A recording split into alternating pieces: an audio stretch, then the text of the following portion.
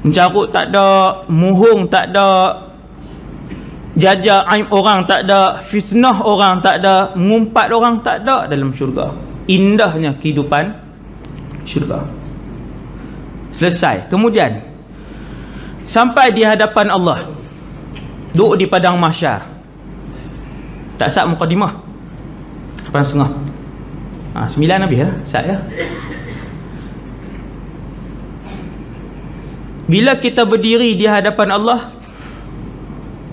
untuk ditimbang amalan, lalu didatangkan neraca timbangan yang dinamakan sebagai wazn. Wal waznu yawma idzinil haq. Kemudian panggil kita seorang demi seorang. Ada 4 keadaan manusia ketika berdiri di padang mahsyar setelah ditimbang amalan. 1, timbang-timbang masuk neraka.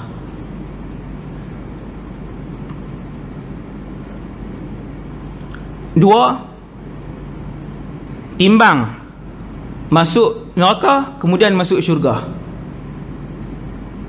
Hak 1 tadi, timbang-timbang masuk neraka, tak keluar-keluar dah. Apabila dia mati dalam keadaan dia telah mensyirikkan Allah, wal'iyadzubillah. Hak ni paling berat. Paling berat. Tuan-tuan kalau rajin fikir, tuan-tuan, kehidupan di akhirat tiada kematian. Semua makhluk berasa mati seorang sekali je. Bila? Hak dunia ni. Saya dengan kita semua hak duduk dalam masjid ni akan rasa mati, sakit mati seorang sekali lah. Dan itulah rasa sakit mati buat kali pertama dan kali terakhir. Lepas tu tak mati dah Ustaz? Tak mati dah. Roh hanya keluar dan pindah di alam lain je. Dia tak rosak. Macam yang bulan dulu saya ceritakan.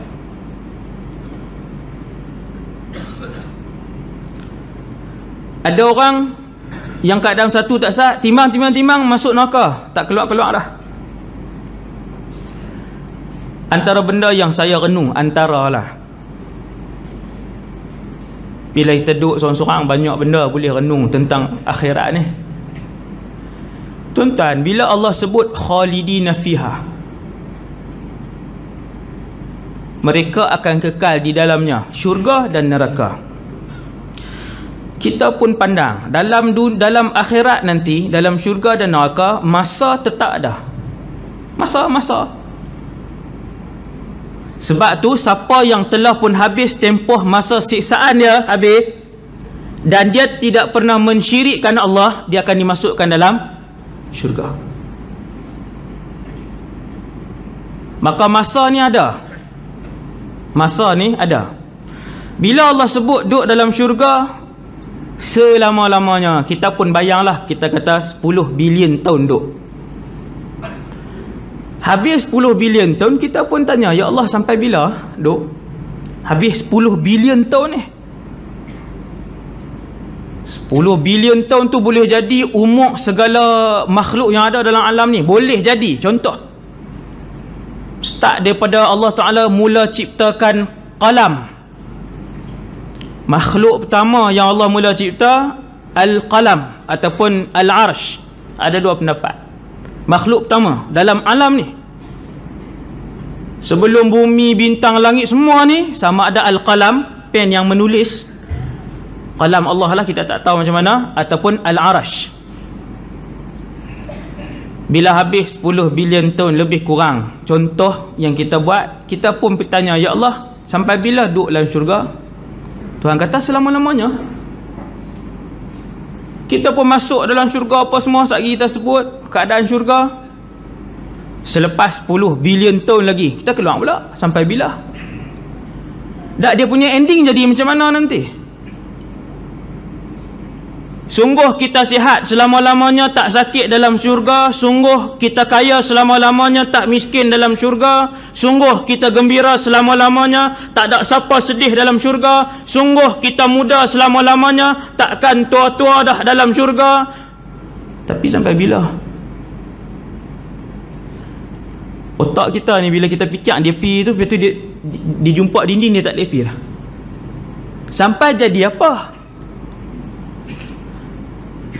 Kalaulah kehidupan syurga yang penuh nikmat tanpa sempadan tu pun kita duk fikir, apatah lagi orang yang Allah tentukan di padang mahsyar bahawa dia adalah ahli neraka selama-lamanya. Nak fikir kok mana tuan? Tuan-tuan, kalau jadi ahli syurga selama-lamanya pun otak kita Allah bagi, dia tak boleh pi dah. Sampai jadi apa? Kalau duduk dalam neraka, semua umat manusia yang dah mati sebelum daripada hari ini dalam keadaan yang kafir, maka selama-lamanya lah mereka kekal di dalam neraka. Wal'iyadzubillah. Jepun ada 129 juta penduduk. Beberapa bulan yang lalu kami pergi Jepun. Orang heran, apa ni? Sebab muka dia macam Jepun kah? Sebab nak pergi duduk sana kah? 129 juta orang Jepun dalam keadaan ekonomi antara terbaik dunia, dalam keadaan teknologi antara yang paling canggih di dunia, dalam keadaan dia 10 negara yang paling bersih di dunia, dalam keadaan kadar jenayah yang ke-8 paling rendah di dunia. 129 juta rakyat Jepun, tak sampai 1% yang Islam. Di padang mahsyar esok akan berdiri 128 juta rakyat Jepun. Dia akan tanya, ya Allah, mana pi wakil orang Islam lain yang mai berdakwah kepada kami? Siapa nak jawab angkat tangan? Ada negeri yang tak ada Islam langsung. Tidak ada seorang pun rakyat Jepun yang Islam. Ada negeri yang kami sampai hari itu. Siapa nak jawab? Walaupun banyaklah negeri lain lagi yang macam tu juga, tapi taklah serendah dia punya peratus tu. Jepun bukan syurga lah. Nah, ni tajuk syurga ni saya masuk sikit lah. Kemudian ada orang timbang-timbang masuk neraka, tak keluar-keluar dah. Nombor 2, timbang-timbang masuk neraka dulu, kemudian baru masuk syurga. Tuan-tuan, nak duduk apa hari? Nak rasa apa hari kat neraka? Tak tangan sikit kat api pun seminit je tuan-tuan. Pasang lilin tak seminit. Berapa bulan sakit jari tu? Berapa bulan apa? Kalau seminit 60 saat tak atas lilin, nampak tulang. Wa khuliqal insanu dha'ifah. Manusia diciptakan dalam keadaan yang sangat lemah. 60 saat je tak atas api, sampai nampak tulang dah. 10 minit habis. 10 minit habis. Kalau sehari duduk dalam neraka Allah,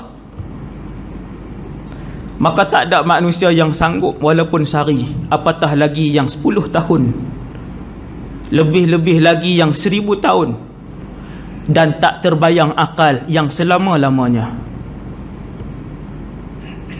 Kata para ulama, kumpulan kedua masuk timbang-timbang, masuk neraka, kemudian masuk syurga. Hak ni dah tak mahu. Kumpulan ketiga ditimbang. Selepas ditimbang, lama timbang, akhirnya terus masuk syurga. Tapi setelah melalui timbangan yang lama. Ada 2 orang sahabat, seorang kaya, seorang miskin. Dua-dua beriman. Apabila yang miskin terlebih dahulu masuk syurga, maka dia tunggu kawan dia yang kaya. Akhirnya dia pun berputus asa dan beranggapan bahawa yang kaya tadi telah pun ditentukan neraka oleh Allah. Setelah 500 tahun barulah kawan dia muncul. Dia tanya kawan dia, yang miskin kata, aku ingatkan kamu telah ditentukan oleh Allah sebagai ahli neraka. Kawan dia kaya, hak kaya kata tak. Bukankah dulu kita selalu puasa sunat sekali? Bukankah dulu kita selalu pergi sembahyang berjemaah sekali? Bukankah dulu sehingga akhir hayat kita dua-dua orang dalam keadaan yang beriman kepada Allah? Hanya saja yang melewatkan aku ialah harta-hartaku yang banyak dan yang halal. Bukan harta haram, bukan hak ambil geran orang, adik-beradik apa semua dia jual bagi makan anak dia.